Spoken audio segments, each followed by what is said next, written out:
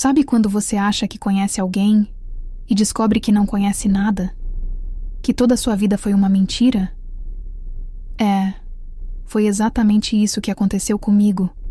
E o pior, foi no dia em que descobri que estava esperando o nosso primeiro filho.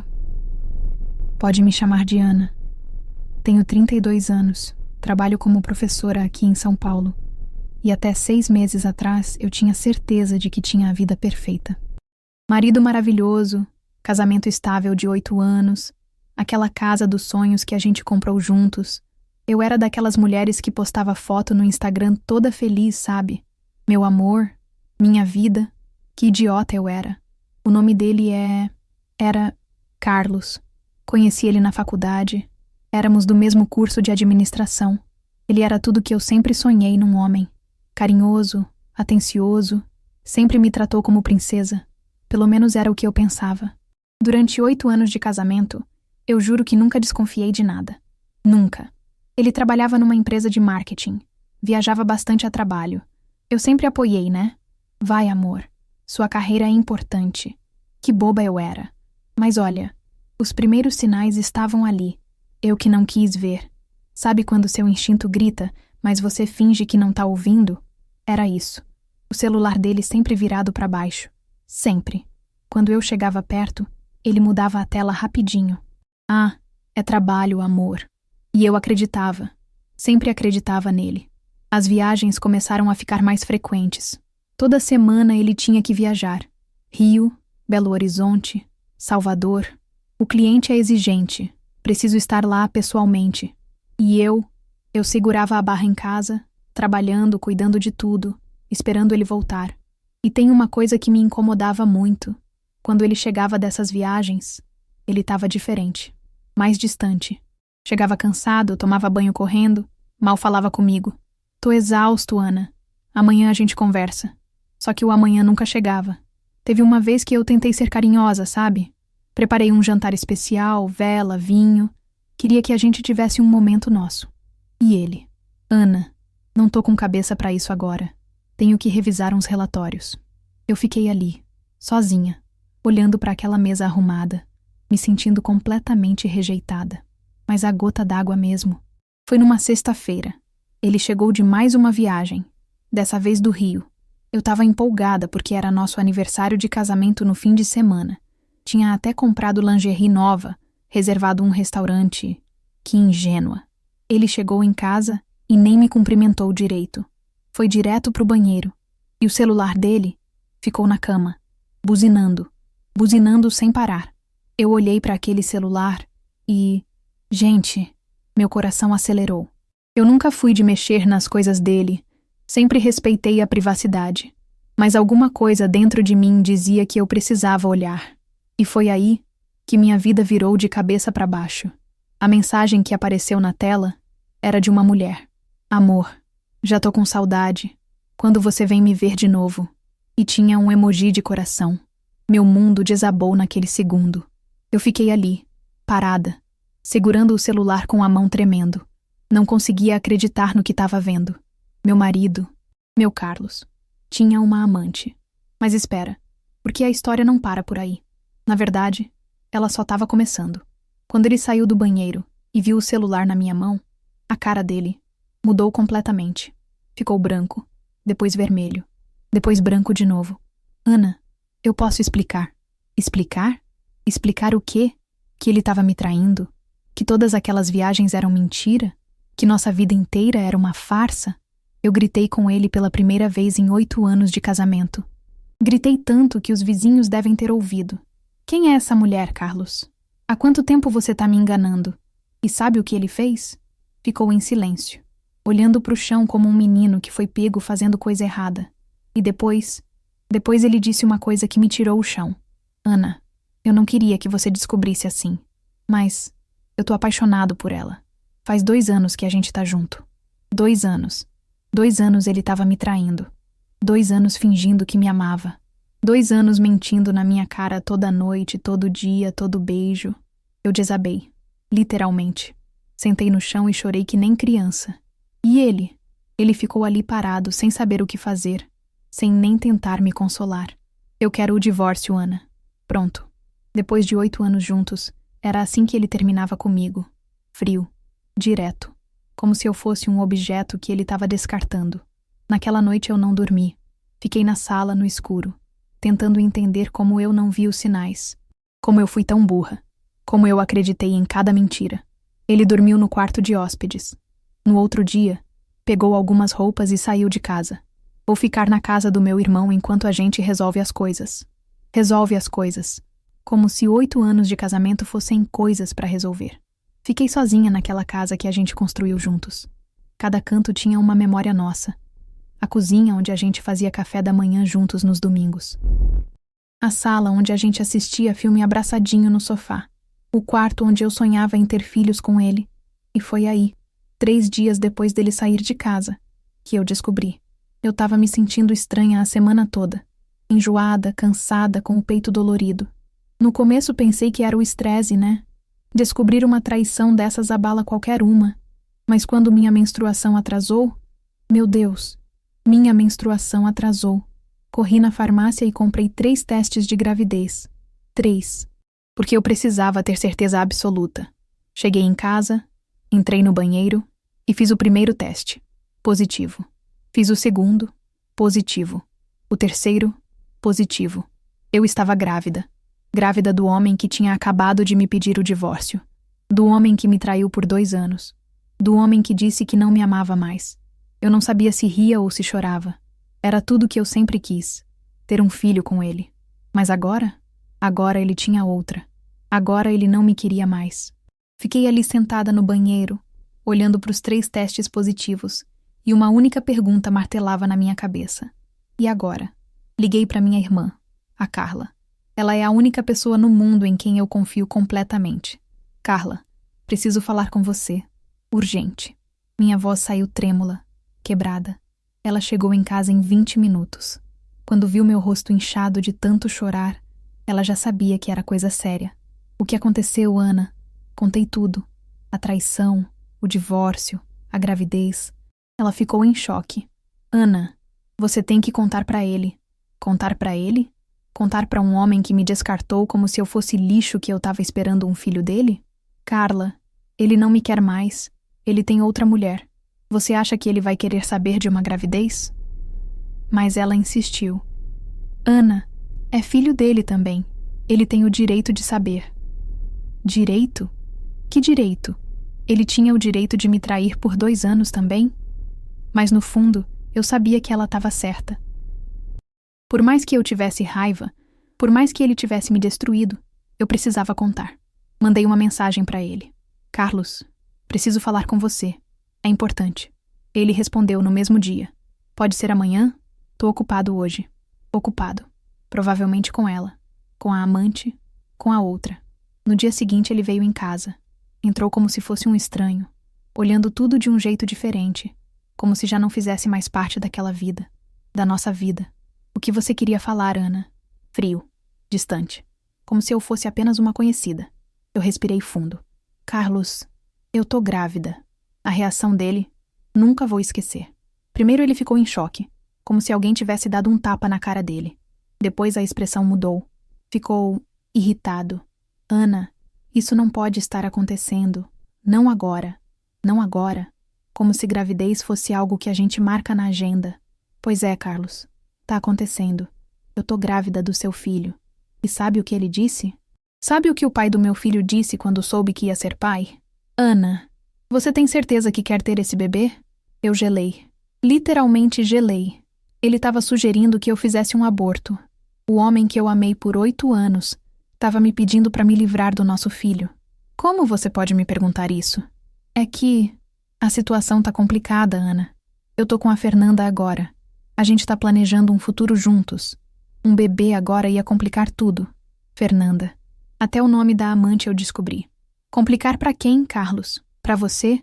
Porque pra mim já tá tudo complicado desde o dia que você resolveu me trair. Ele ficou nervoso. Ana, não vamos brigar. Vamos pensar com calma. Talvez seja melhor, você sabe, não ter esse bebê agora. Naquele momento, eu vi quem Carlos realmente era. Não era o homem carinhoso que eu conheci. Era um covarde. Um homem que fugia das responsabilidades. que descartava as pessoas quando elas se tornavam inconvenientes. Sai da minha casa. Minha voz saiu firme, pela primeira vez desde que descobri a traição. Ana, vamos conversar. Sai da minha casa! Eu gritei. Gritei com uma força que eu nem sabia que tinha. Ele saiu. E quando a porta fechou, eu coloquei a mão na barriga. Ainda não dava para sentir nada, mas eu sabia que tinha uma vida crescendo ali dentro. Uma vida que era minha. Só minha. Naquela noite, eu tomei a decisão mais importante da minha vida. Eu ia ter esse bebê. Com ele ou sem ele. Esse filho ia nascer e ia ser amado. Por mim. Mas a história, ela não acabou aí. Na verdade, o que aconteceu depois mudou tudo. Tudo mesmo. Porque 3 semanas depois, eu descobri uma coisa sobre Carlos que me tirou o chão. E quando eu digo que me tirou o chão, é porque eu literalmente desmaiei quando soube. Lembra que eu falei que ele viajava muito a trabalho? Pois é. Ele não viajava a trabalho. Ele estava desviando dinheiro da empresa dele. E todo esse dinheiro, ele estava usando para sustentar a vida de luxo que levava com a Fernanda. Como eu descobri? Por acaso. Puro acaso. Eu estava organizando os papéis do divórcio quando encontrei umas faturas de cartão de crédito que vieram no meu nome. Faturas de um cartão que eu nem sabia que existia. E quando eu vi os gastos, meu Deus, hotéis caros, restaurantes, joias, roupas, tudo no meu CPF. Ele abriu cartões no meu nome e estava gastando uma fortuna com a amante. E eu nem sabia. Liguei para o banco na mesma hora. Como assim tem um cartão no meu nome que eu não pedi? O atendente confirmou. Tinha 3 cartões abertos no meu CPF, todos com o limite estourado. Mais de R$200 mil de dívida. R$200 mil. Dinheiro que eu ia ter que pagar, porque os cartões estavam no meu nome. Mas espera. Porque aí é que a coisa fica realmente sinistra. Eu corri atrás de um advogado. Dr. Roberto, ele se chamava. Um homem mais velho, experiente. Quando eu contei a situação toda para ele, ele balançou a cabeça. Ana, isso não é só traição. É crime. Ele falsificou sua assinatura, usou seus documentos. Isso é estelionato. Estelionato. Meu marido não era só um traidor, era um criminoso. O que eu faço, doutor? Eu estava desesperada. Grávida, traída e ainda por cima endividada por culpa dele. A gente vai atrás de tudo. Documentos, comprovantes, histórico. A gente vai provar que você é vítima aqui. E foi aí que começou minha busca por justiça. Porque eu não ia deixar ele me destruir. Não ia deixar ele destruir a vida do meu filho antes mesmo dele nascer. Passei semanas juntando provas. Conversei com colegas de trabalho dele, com ex-funcionários, com gente que sabia das coisas que ele fazia. E, gente, o que eu descobri me deixou em choque. Carlos não era quem eu pensava. Não era nem de longe. Ele estava desviando dinheiro da empresa há anos, falsificando documentos, criando notas fiscais falsas, inventando fornecedores que não existiam. Tudo para sustentar o padrão de vida que ele levava. E não era só comigo. Ele já tinha feito isso com outras mulheres antes. Isso mesmo. Eu não era a primeira. A Fernanda também não era a primeira. Ele era um golpista profissional. Escolhia mulheres trabalhadoras, honestas, casava, ganhava a confiança e depois usava os documentos delas para aplicar golpes. E sabe o que era pior? Descobri que a própria Fernanda estava começando a desconfiar. Ela ligou para mim. Isso mesmo. A amante ligou para mim. Alô? Ana? A voz dela era nervosa, assustada. Quem tá falando? É a Fernanda. Eu preciso falar com você. Meu primeiro instinto foi desligar. Mas alguma coisa na voz dela me fez ficar na linha. Fala. Ana, eu descobri umas coisas sobre o Carlos. Coisas que não tão certas. Nós marcamos de nos encontrar. Eu sei. Parece loucura conversar com a amante do seu marido. Mas eu precisava saber o que ela tinha descoberto. Quando eu vi ela pessoalmente... Gente, ela era novinha. Devia ter uns 23, 24 anos. Bonita, ingênua, com cara de quem não sabia de nada da vida. Igualzinho eu era quando conheci o Carlos. Ana, ele fez a mesma coisa comigo que fez com você. Ela estava chorando. Pediu meus documentos para fazer um financiamento. E agora eu descobri que tem um monte de dívida no meu nome também. Ele tinha feito com ela exatamente o que fez comigo. A diferença é que ela descobriu mais rápido. E tem mais. Ela continuou. Ontem eu vi uns papéis na casa dele. papéis com dados de outras mulheres, pelo menos 5 mulheres diferentes, todas com dívidas altíssimas nos seus nomes. 5 mulheres. Carlos não era só um traidor, era um criminoso serial, um homem que destruía vidas por dinheiro. Naquele momento, olhando para Fernanda, eu percebi que nós duas éramos vítimas. Ela também tinha sido enganada, manipulada, usada. Fernanda, a gente precisa ir na polícia, juntas. E foi isso que fizemos. No dia seguinte, eu e a Fernanda fomos na delegacia prestar queixa contra Carlos. Levamos todos os documentos, todas as provas que tínhamos juntado. O delegado ficou impressionado. Isso aqui é um esquema bem organizado. Esse homem é perigoso. E aí ele disse uma coisa que me arrepiou. Vocês foram sortudas de descobrir. A gente já tem outros casos parecidos aqui na delegacia. Outros casos. Carlos já estava na mira da polícia. Uma semana depois, eles prenderam ele. Prisão em flagrante por estelionato, falsificação de documentos e formação de quadrilha, porque descobriram que ele não trabalhava sozinho. Tinha uma rede de pessoas ajudando ele a aplicar golpes. Quando soube da prisão, eu senti alívio. Finalmente aquele pesadelo ia acabar. Finalmente eu ia ter justiça. Mas sabe o que mais me impressionou? Quando a notícia da prisão saiu no jornal, 3 mulheres me procuraram. 3 mulheres que também tinham sido vítimas dele. Mulheres que nem eu nem a Fernanda conhecíamos. Uma delas, a Sandra, tinha sido casada com ele antes de mim. Ela me contou que ele fez exatamente a mesma coisa. Ana, eu tentei denunciar na época, mas ninguém acreditou. Falaram que era problema de casal, que eu queria me vingar porque ele tinha me largado. Me largado. Como se nós fôssemos objetos que ele colecionava e descartava quando não prestavam mais. A segunda, a Patrícia, ele conheceu num site de relacionamento.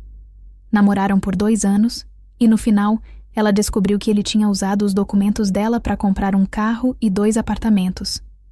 Eu perdi tudo, Ana. Minha casa, meu carro, minha reputação. Tive que recomeçar do zero. A terceira, a Júlia, era a mais nova. 21 anos.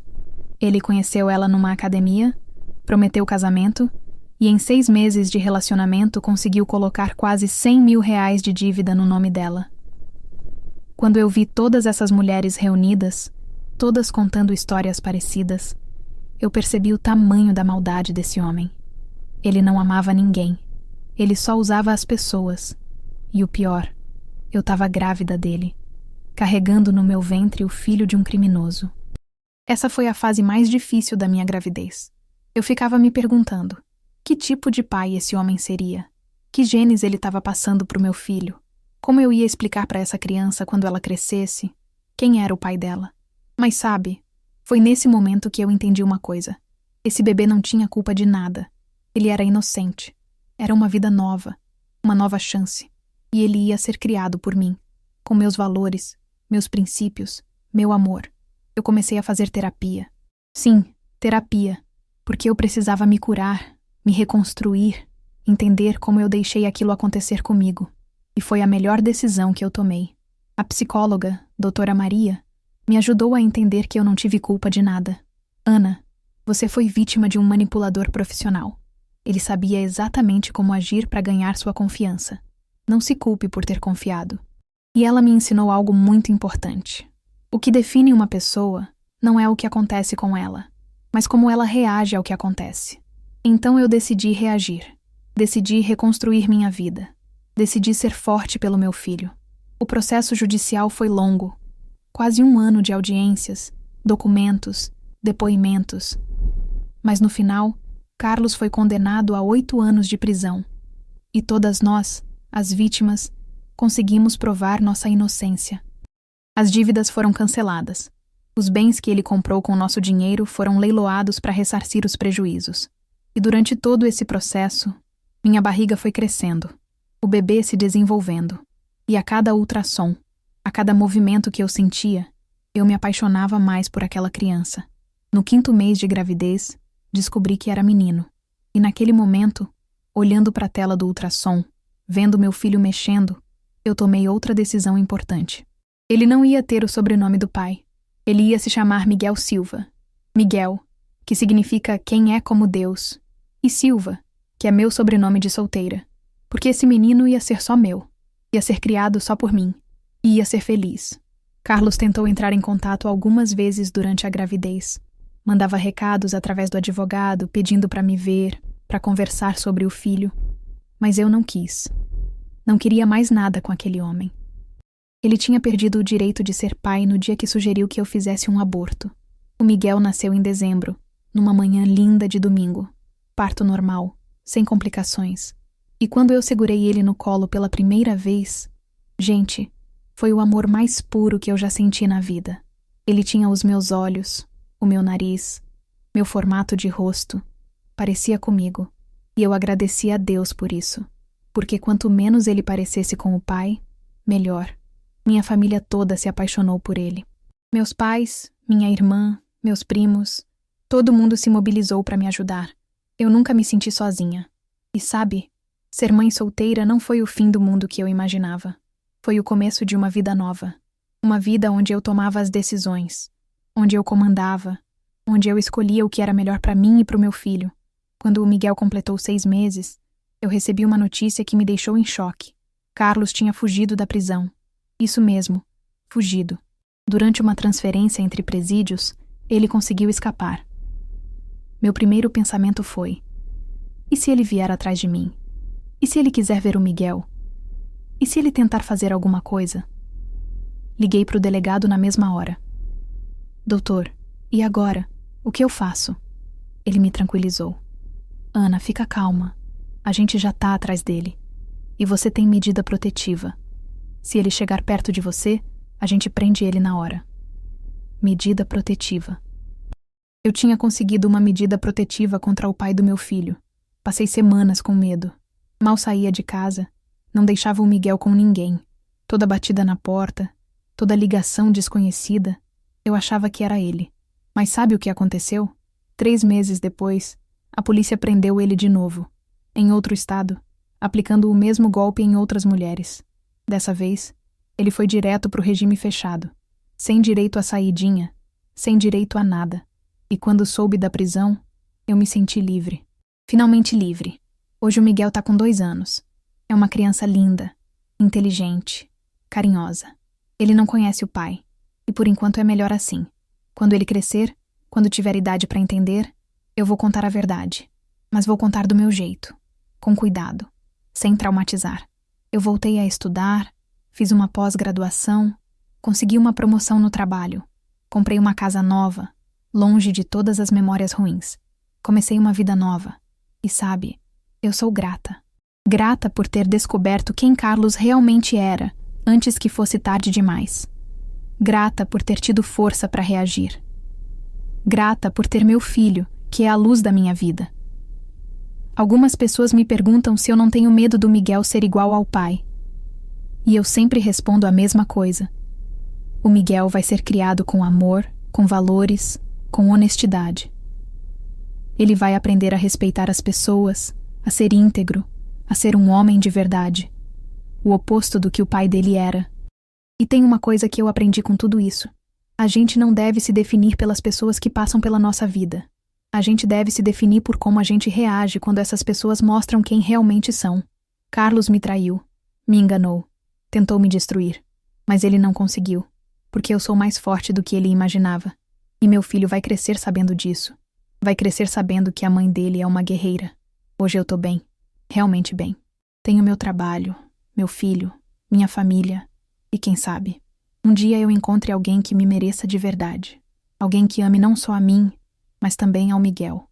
Alguém honesto, íntegro, que me trate como eu mereço ser tratada. Por enquanto, tô feliz assim. Sendo mãe, sendo eu mesma, vivendo minha vida do meu jeito. Mas olha, tem uma coisa que eu ainda não contei. Uma coisa que aconteceu há poucos meses e que me deixou completamente sem chão. Porque quando você pensa que já viu de tudo, a vida te mostra que sempre tem mais. Lembra que eu falei que Carlos fugiu da prisão e foi preso de novo? Pois é, ele cumpriu a pena. E no mês passado ele saiu. Saiu da cadeia. E a primeira coisa que ele fez foi me procurar. Não, ele não veio na minha casa. Ele sabia da medida protetiva. Mas ele conseguiu meu número de celular novo. Não sei como, mas conseguiu. E começou a me mandar mensagens. No início eram mensagens normais. Ana, sei que você não quer falar comigo, mas eu mudei. A prisão me transformou. Eu quero conhecer meu filho. Eu ignorei. Bloqueei o número. Mas ele arrumava outros números e continuava mandando mensagem. Sempre a mesma conversa. Que tinha mudado, que queria ser pai, que sentia muito pelo que fez. E aí, há 3 semanas, ele apareceu na porta da escola do Miguel. Eu estava buscando meu filho, como faço todo dia. Cheguei na escola e vi ele lá, parado do outro lado da rua, olhando para a escola, olhando para o Miguel. Meu coração parou. Literalmente parou. Foram 3 anos sem ver aquele homem. E de repente ele estava ali. Mais magro, mais velho, com cabelo grisalho. Mas era ele. Peguei o Miguel no colo e corri pro carro. Minha mão estava tremendo tanto que mal conseguia colocar a chave na ignição. E quando olhei pro retrovisor, ele estava caminhando na minha direção. Eu acelerei. Acelerei e saí dali o mais rápido que pude. O Miguel percebeu meu desespero. Mamãe, por que você tá correndo? Não é nada, o amor. A mamãe tá com pressa. Cheguei em casa e liguei pra polícia na mesma hora. Ele tá me perseguindo. Ele apareceu na escola do meu filho. O policial me orientou a registrar um boletim de ocorrência. Senhora, com a medida protetiva, ele não pode chegar perto da senhora. Se ele fizer isso de novo, a gente prende ele. Mas o estrago já estava feito. Eu não conseguia mais dormir. Toda noite eu acordava achando que tinha alguém tentando entrar em casa. Instalei câmeras, troquei as fechaduras, contratei uma empresa de segurança. E o Miguel começou a fazer perguntas. Mamãe, por que a casa tem câmera agora? Por que tem esse botão de segurança? Como é que eu explicava para uma criança de 2 anos que a mãe estava com medo do próprio pai dele? Mas aí aconteceu algo que mudou tudo. Algo que eu jamais imaginei que fosse acontecer.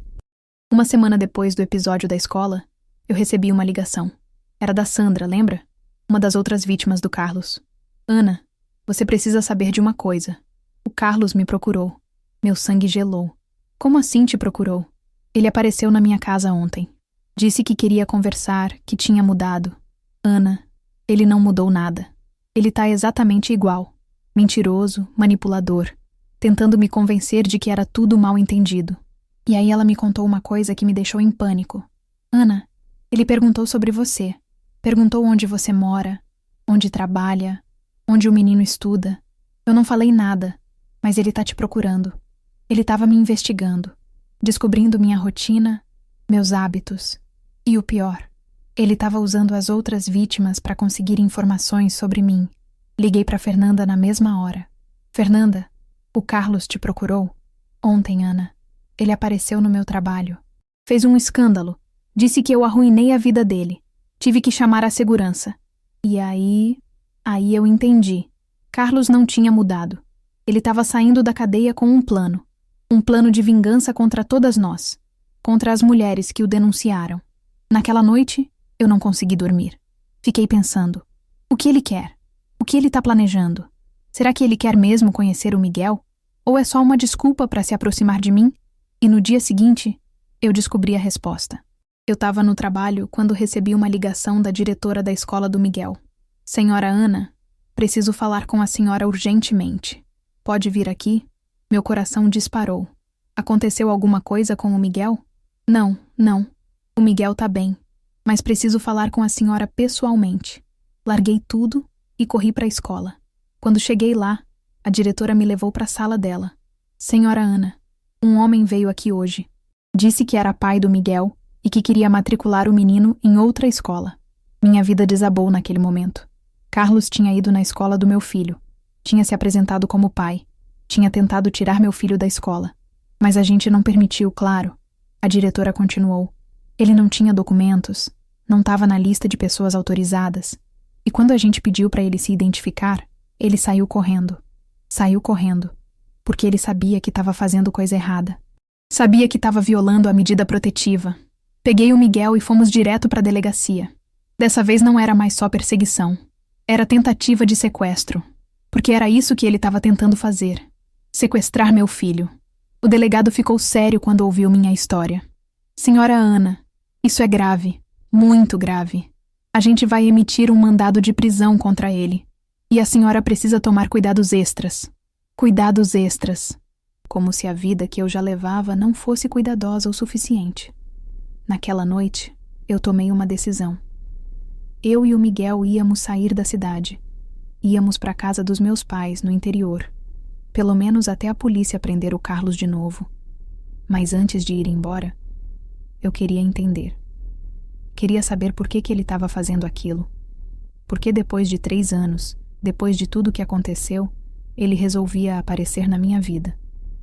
Então eu fiz uma coisa que todo mundo disse que era loucura. Eu mandei uma mensagem para ele. Carlos, se você quer conversar, vamos conversar. Mas num lugar público, com testemunhas. Ele respondeu na mesma hora.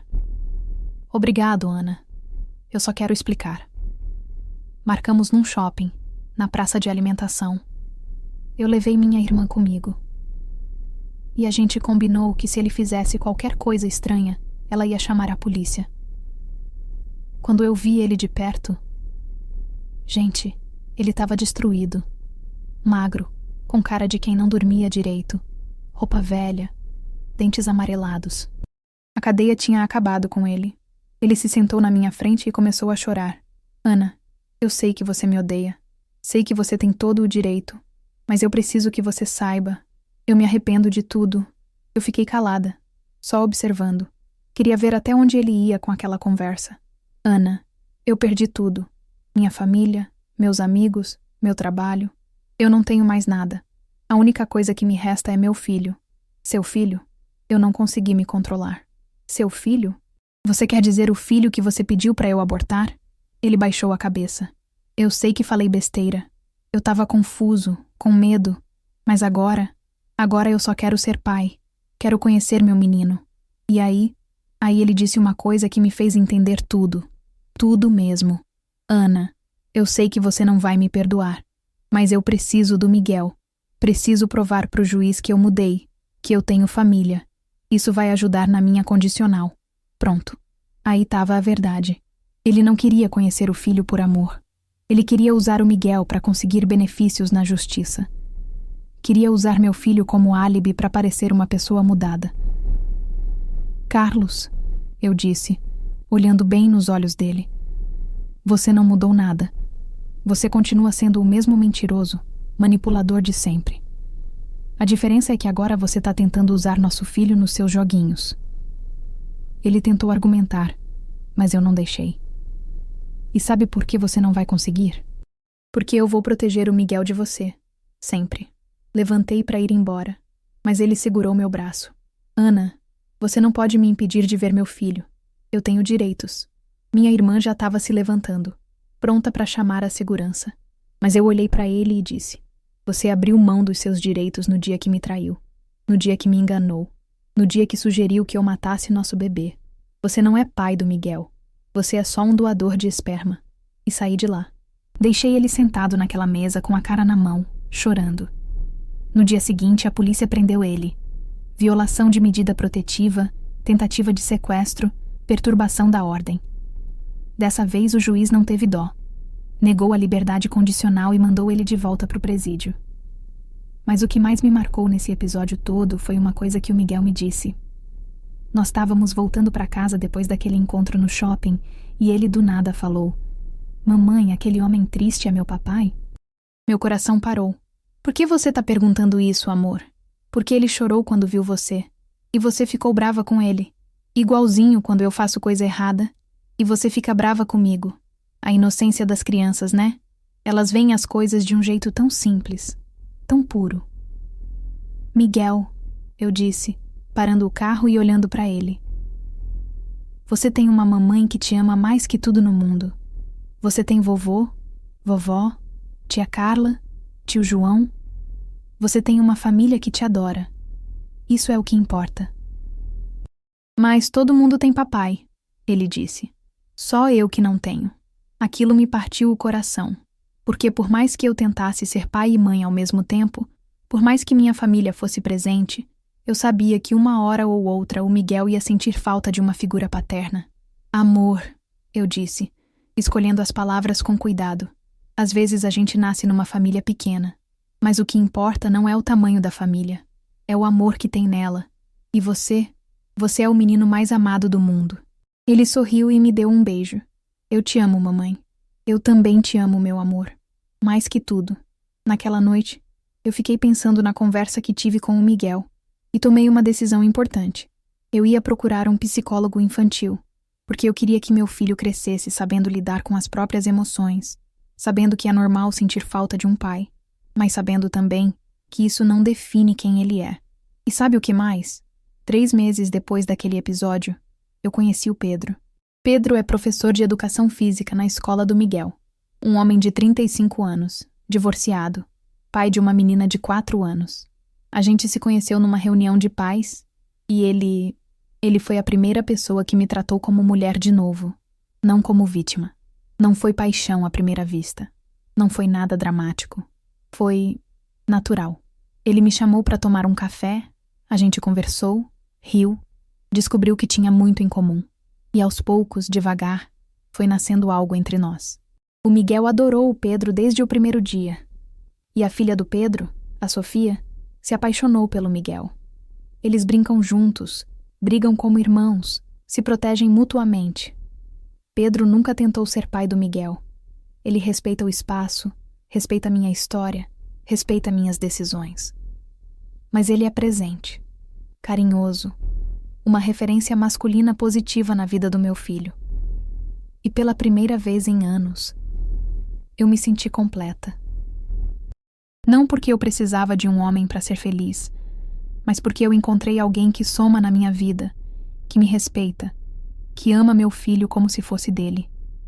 Hoje, quando eu olho para trás, eu vejo o quanto eu cresci, o quanto eu me tornei forte, o quanto eu aprendi sobre mim mesma. Carlos me machucou, me traiu, tentou me destruir, mas ele não conseguiu, porque eu descobri que sou mais resiliente do que imaginava, que sou capaz de recomeçar, de me reinventar, de ser feliz de novo. E o Miguel tá crescendo numa família cheia de amor. Ele tem uma mãe que luta por ele, avós que o adoram, uma madrasta que o trata como filho, uma irmãzinha que o ama. Ele tem referências positivas, valores sólidos, muito amor. Quando ele crescer e me perguntar sobre o pai, eu vou contar a verdade. Vou explicar que nem todo mundo que tem filho sabe ser pai. Que ser pai não é só gerar uma criança. É cuidar, educar, amar, estar presente. E eu vou dizer para ele que ele teve sorte, porque ele foi criado por pessoas que escolheram amá-lo, não por obrigação, mas por escolha. E você que está me ouvindo, se você está passando por alguma situação parecida, se você descobriu que a pessoa que você ama não é quem você pensava, saiba que você é mais forte do que imagina, que você merece coisa melhor e que às vezes a vida nos dá os golpes mais duros justamente para nos mostrar do que somos capazes. Não aceita migalha de amor. Não aceita ser enganada. Não aceita ser usada. Você vale muito mais que isso. E agora, me diz uma coisa. Você acha que eu fiz certo em criar o Miguel longe do pai? Você acha que eu deveria dar uma chance pro Carlos conhecer o filho? Ou você acha que eu fiz bem em proteger meu bebê de um homem que só trouxe destruição pra minha vida? E outra coisa, se você fosse eu, teria perdoado? Teria dado uma segunda chance? Ou teria feito exatamente o que eu fiz? Deixa nos comentários o que você pensa. E não esquece de me dizer de que cidade você é. Adoro saber onde estão as pessoas que me escutam, que compartilham suas histórias comigo, porque no final das contas, a gente não tá sozinha nessa vida. Tem sempre alguém passando por algo parecido, alguém que precisa ouvir que é possível recomeçar, que é possível ser feliz de novo. E eu tô aqui para dizer, é possível sim. Eu sou a prova viva disso.